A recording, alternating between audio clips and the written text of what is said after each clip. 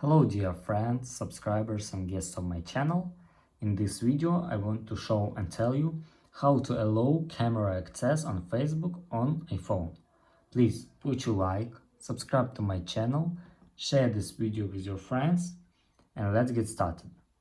So, first we need to go to settings.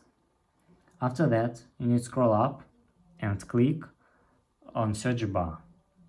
After that, enter Facebook here and click. And after that, you must do next action. You must just turn on this little setting near camera. And that's all. This is very easy way to do.